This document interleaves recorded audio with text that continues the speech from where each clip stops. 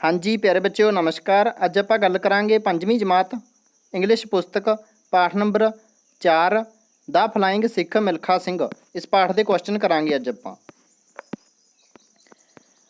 इस तो इलावा बाकी सारे पाठों के प्रश्न उत्तर तुसीं चैनल पर देख सकते हो, करवाए जा चुके हैं या फिर प्लेलिस्ट के विच जाके देख सकते हो। हुण आपां इस पाठ के प्रश्न करने शुरू करते हैं।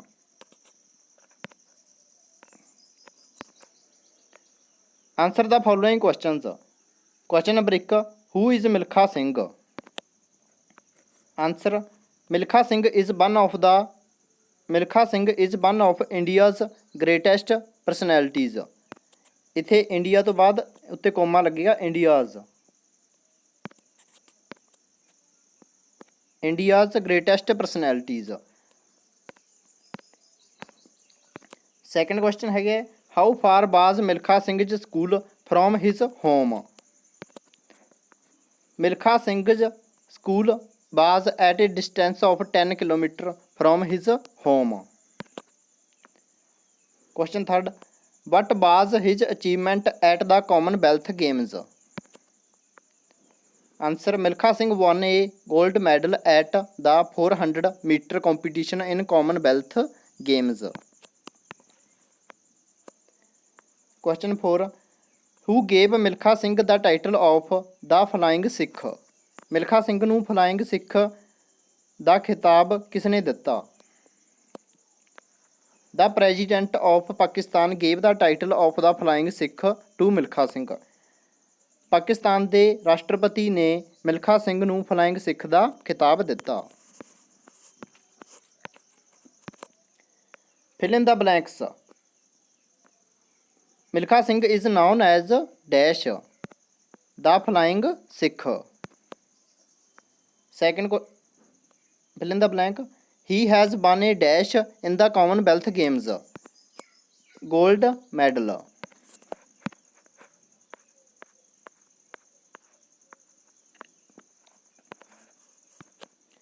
Third, he beat the Pakistani runner dash in Pakistan. Pakistani दौड़ाक किहड़े सी जिन्हां नूं उन्होंने हराया सी रेस दे विच।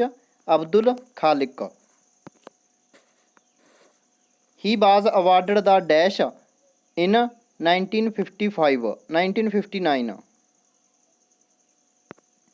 पद्मा श्री।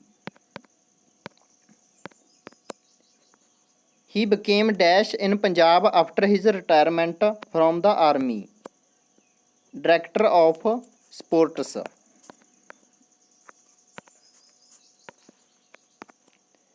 राइट ट्रू और फाल्स, सही या गलत दसो। First, Milkha Singh is also known as little master. यह है false. Second, he came to India with his parents after partition. Bharat की वंड तो बाद वो अपने माता पिता जी नाल भारत आए। यह है गलत। थर्ड है बच्चों, he was awarded the Padma Shri in 1959, true. Fourth, he became the education minister of Punjab. यह है फाल्स। तो की बने सी बच्चे, वो बने सी director of sports. Fifth, he donated all his medals to the nation. He donated all his medals to the nation. यह है ट्रू। मेक सेंटेंसिज, वाक बनाने ने बच्चों। आपां नूं ये शब्द दिते हुए हैं, इन्हां दे आपां ने वाक बनाने ने। Athlete, my elder brother is a good athlete. Gold, gold is costly metal. India, India is my country. Fourth, runner, my sister is a good runner. Popular, Pandit Jawahar Lal Nehru was a popular leader.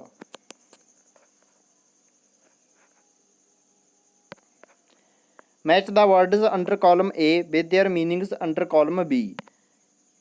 ਆਪਾਂ ਨੇ ਦੋਏ ਕਾਲਮਾਂ ਮਿਲਾਉਣੀਆਂ ਨੇ ਜਿਨ੍ਹਾਂ ਦਾ ਉਹਨਾਂ ਦੇ ਨਾਲ ਮਤਲਬ ਇੱਕੋ ਮਤਲਬ ਨੇ, ਮਤਲਬ ਠੀਕ ਹੈ। ਪॉपुलर, ਪॉपुलर ਹੁੰਦਾ ਮਸ਼ਹੂਰ ਹੋਣਾ, famous. Medals, awards. Inspiration, motivation. Director, chairman. Distance, gap. Sports, games. Vocabulary identify and right the name of the sports in the given picture. Cricket, football, ਇਹ ਸਾਰੀਆਂ ਆਪਾਂ ਨੂੰ ਤਸਵੀਰਾਂ ਦਿੱਤੀਆਂ ਹੋਈਆਂ ਨੇ, ਆਪਾਂ ਨੇ ਉਸ ਗੇਮ ਦਾ ਨਾਮ ਲਿਖਣਾ ਜਿਹੜੀ ਦੀ ਉਹ ਤਸਵੀਰ ਹੈਗੀ ਹੈ। ਫਸਟ ਹੈਗਾ ਬੱਚੋ ਫੁੱਟਬਾਲ, ਇਹ ਬੱਚਾ ਫੁੱਟਬਾਲ ਖੇਡ ਰਿਹਾ ਤਾਂ ਇਹ ਫੁੱਟਬਾਲ ਦੀ ਤਸਵੀਰ ਹੈ। ਇਹ ਹੈਗੀ ਹੈ ਕ੍ਰਿਕਟ ਦੀ, ਬੈਟ ਬਾਲ ਨਾਲ। ਥਰਡ ਹੈਗੀ ਹੈ ਬੈਡਮਿੰਟਨ। ਫੋਰਥ ਹੈਗਾ ਲੌਂਗ ਜੰਪ। ਫਿਫਥ ਹੈਗਾ ਬਾਸਕਿਟਬਾਲ। Sixth hockey. ਨੈਕਸਟ ਹੈਗਾ ਬੱਚੋ ਕਬੱਡੀ। ਨੈਕਸਟ ਹੈਗੇ ਆ kho kho. A person who teaches us is called a teacher, but do we call the person who? ਬੱਚਿਓ ਇੱਥੇ ਆਪਾਂ ਨੇ ਜਿਹੜਾ ਕੰਮ ਕਰਦਾ ਉਸ ਦਾ ਅੱਗੇ ਕੰਮ ਕਰਦਾ ਉਸ ਕਿੱਤੇ ਬਾਰੇ ਲਿਖਣਾ ਹੈ। ਪਹਿਲਾਂ ਆਪਾਂ ਨੂੰ ਪੁੱਛਿਆ ਗਿਆ ਸੈਲਸ ਮੈਡੀਸਨਸ, ਜੋ ਦਵਾਈਆਂ ਵੇਚਦਾ ਉਹਨੂੰ ਕੀ ਕਹਿੰਦੇ ਨੇ ਬੱਚਿਓ? ਕੈਮਿਸਟ। ਸੈੱਲ ਵੈਜੀਟੇਬਲਸ, ਸਬਜ਼ੀਆਂ ਵੇਚਦਾ ਉਸ ਨੂੰ ਕਹਿੰਦੇ ਨੇ ਗ੍ਰੀਨ ਗਰੋਸਰ। ਮੈਂਡਸ ਸ਼ੂਜ਼, ਜੁੱਤੇ ਠੀਕ ਕਰਦਾ cobbler. Services food in hotels, service food in hotels, ਆਪਣੇ ਅੱਗੇ ਖਾਣਾ ਪੇਸ਼ ਕਰਦਾ ਹੋਟਲਾਂ ਦੇ ਵਿੱਚ ਵੇਟਰ। ਸਟਿਚਿਸ ਕਲੌਥਸ, ਕੱਪੜੇ ਸਿਉਂਦਾ ਟੇਲਰ। ਡੀਲਸ ਇਨ ਗੋਲਡ, ਸੋਨੇ ਦਾ ਕੰਮ ਕਰਦਾ ਹੈ gold Smith. Make furniture, carpenter. Grows crops, farmer, ਫਸਲਾਂ ਉਗਾਉਂਦਾ ਕਿਸਾਨ। ਟੇਕਸ ਪਾਰਟ ਇਨ ਰੇਸ, ਐਥਲੀਟ, ਜੋ ਖੇਡਾਂ ਦੇ ਵਿੱਚ ਹਿੱਸਾ ਲੈਂਦਾ। ਟਰੀਟਸ ਦਾ ਸਿੱਕ, ਜੋ ਬਿਮਾਰਾਂ ਨੂੰ ਠੀਕ ਕਰਦਾ doctor. Language corner, simple present tense, ਬੱਚੇ ਆਪਾਂ ਨੇ ਇਹਨਾਂ ਤੋਂ ਟੈਂਸ ਬਣਾਉਣੇ ਨੇ।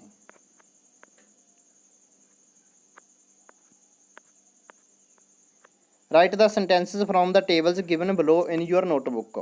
ਠੀਕ ਹੈ, ਇਹਨਾਂ ਤੋਂ ਆਪਾਂ ਨੇ ਟੈਂਸ ਬਣਾਉਣੇ ਨੇ, ਸੈਂਟੈਂਸ ਬਣਾਉਣੇ ਨੇ ਸੌਰੀ, ਅਤੇ ਇਹ ਤੁਸੀਂ ਆਪਣੀ ਬੁੱਕ ਦੇ ਵਿੱਚ ਲਿਖਣੇ ਨੇ ਅਲੱਗ-ਅਲੱਗ ਯੂਜ਼ ਕਰਕੇ। ਜਿਸ ਤਰ੍ਹਾਂ I go to school regularly, ਠੀਕ ਹੈ। We gets up in the at 6 o'clock, ਠੀਕ ਹੈ। ਇਸ ਤਰ੍ਹਾਂ ਅਲੱਗ-ਅਲੱਗ ਯੂਜ਼ ਕਰਕੇ ਤੁਸੀਂ ਸੈਂਟੈਂਸ ਬਣਾਉਣੇ ਨੇ। ਨੈਕਸਟ ਹੈ complete the following sentences with correct option. ਆਪਣੇ ਕੋਲ 2 ਆਪਸ਼ਨ ਦਿੱਤੇ ਹੋਏ ਨੇ, ਉਹਨਾਂ ਦੇ ਵਿੱਚੋਂ ਆਪਾਂ ਨੇ ਕਰੈਕਟ ਚੁਣਨਾ ਹੈ। ਫਸਟ ਹੈਗਾ my father dash up early in the morning daily, ਤਾਂ ਇੱਥੇ ਆਪਾਂ ਲਿਖਾਂਗੇ gets. He dash newspaper regularly, reads. We dash to school by bus, go. My mother dash food for me, cooks. I dash with my pet every evening, play. They dash back home at 5:30, come. Correct the underlined verb using simple present tense and rewrite the sentences. Meena plays daily, ਤਾਂ ਬੱਚਿਓ ਇਹ ਬਿਲਕੁਲ ਸਹੀ sentence ਹੈ, 'ਚ ਕੋਈ mistake ਨਹੀਂ ਹੈਗੀ।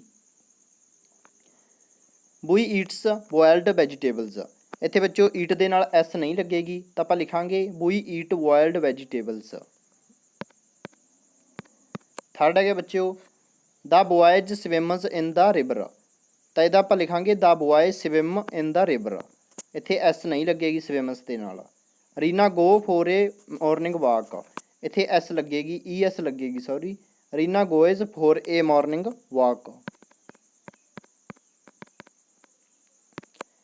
ਫਿਫਥ ਹੈਗਾ ਬੱਚਿਓ my friend climb up the tree very easily, ਤਾਂ ਇੱਥੇ ਲਿਖਾਂਗੇ ਆਪਾਂ my friend climbs up the tree very easily, ਇੱਥੇ ਐਸ ਲੱਗੇਗੀ, ਕਲਿੰਬਸ ਲਿਖਿਆ ਜਾਏਗਾ। Rearrange the words to make sentences, ਬੱਚਿਓ ਆਪਾਂ ਨੂੰ ਇੱਕ ਟੈਂਸ ਮਤਲਬ ਸ਼ਬਦ ਦਿੱਤੇ ਹੋਏ ਨੇ, ਪਰ ਉਹਨਾਂ ਦਾ ਕੋਈ ਮਤਲਬ ਨਹੀਂ ਹੈਗਾ। ਆਪਾਂ ਨੇ ਉਹਨਾਂ ਤੋਂ ਇੱਕ ਸ਼ਬਦ ਸੈਂਟੈਂਸ ਬਣਾਉਣਾ ਜਿਸ ਦਾ ਕੋਈ ਮਤਲਬ ਹੋਵੇ। Boy good is a he, ਇਹਦਾ ਬਣੂਗਾ he is a good boy. Second playing he is football, he is playing football. Third going are home they are going home. Books we many have many books. Lady kind is a grandmother my grandmother is a kind lady. ਬੱਚੋ ਇੱਥੇ ਲਿਖਿਆ ਜਾਏਗਾ ਮਾਈ grand mother, ਠੀਕ ਹੈ, ਕਿਉਂਕਿ ਆਪਾਂ ਨੂੰ ਇੱਥੇ ਗ੍ਰੈਂਡ ਸ਼ਬਦ ਵੀ ਦਿੱਤਾ ਹੋਇਆ ਹੈ, ਠੀਕ ਹੈ। My grandmother is a kind lady.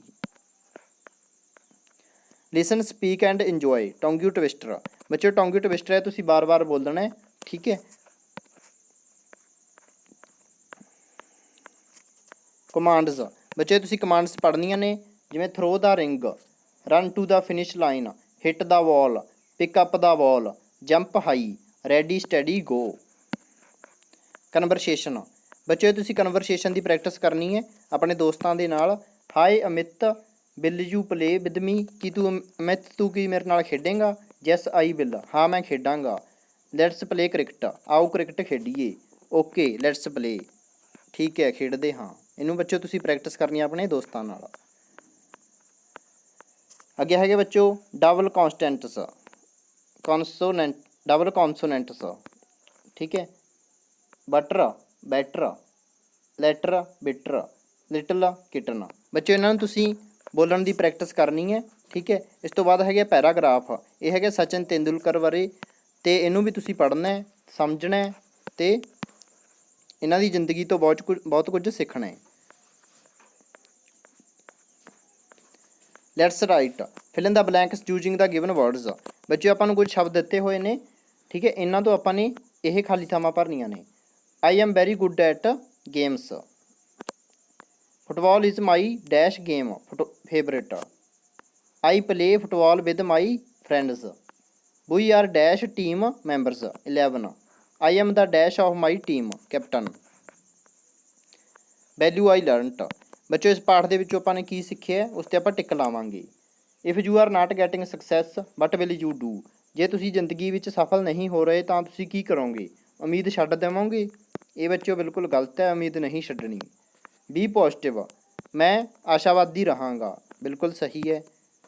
Sit and ਕਰਾਈ, ਬੈਠਾਂਗਾ ਅਤੇ ਰੋਵਾਂਗਾ, ਗਲਤ। ਟਰਾਈ ਅਗੇਨ ਬਾਏ ਪੁੱਟਿੰਗ ਮੋਰ ਐਫਰਟਸ, ਮੈਂ ਦੁਬਾਰਾ ਕੋਸ਼ਿਸ਼ ਕਰਾਂਗਾ ਜ਼ਿਆਦਾ ਯਤਨਾਂ ਨਾਲ, ਇਹ ਬਿਲਕੁਲ ਸਹੀ ਹੈ।